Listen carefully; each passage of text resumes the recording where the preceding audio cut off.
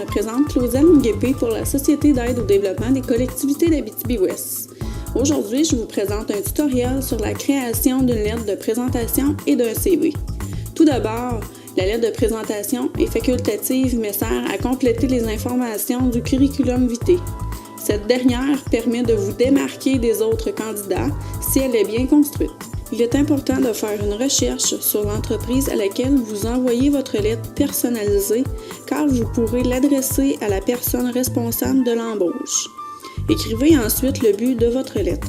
Parlez de vos compétences et de comment vos études ou votre expérience pourraient être utiles dans cette entreprise. Vous ne devez cependant pas répéter ce qui est déjà dans votre CV. Expliquez ensuite pourquoi vous vous intéressez à l'entreprise et essayez de convaincre l'employeur que vous avez les qualités requises pour le poste. Suscitez l'intérêt de l'employeur pour avoir une entrevue et remerciez-le d'avoir pris le temps de lire votre lettre. Votre lettre de présentation doit être d'une page maximum. Il est important de personnaliser votre lettre pour chaque employeur et pensez aussi à faire corriger votre lettre car les fautes d'orthographe ne sont jamais un point positif. Le CV sert à vous vendre et à vous faire connaître. C'est souvent ce premier contact qui permet à l'employeur de faire la sélection du candidat idéal.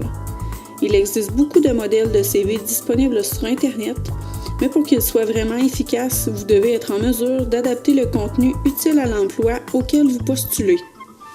Commencez d'abord par vous présenter, ce qui veut dire d'inscrire dans une en-tête votre prénom et nom, votre adresse et numéro de téléphone.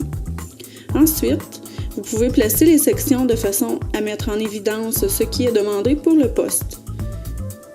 Vous pouvez parler de votre formation scolaire, de votre perfectionnement, de vos stages de formation, de vos expériences professionnelles, de vos actions bénévoles en lien avec votre profession, de vos aptitudes professionnelles, de vos connaissances particulières, de vos activités et champs d'intérêt, de vos mérites et distinctions ou de vos références.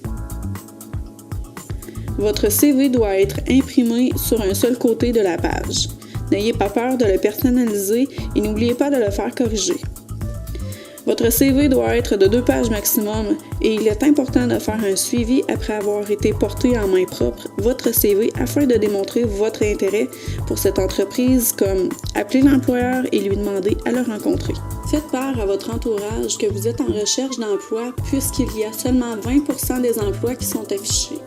N'hésitez pas à apporter votre lettre de présentation et votre CV à l'entreprise pour laquelle vous aimeriez travailler, même s'il n'y a aucun poste affiché. Vous pouvez aller voir votre Carrefour Jeunesse Emploi ou votre centre local d'emploi pour avoir de l'aide ou de l'information. N'hésitez pas à être audacieux dans votre recherche d'emploi.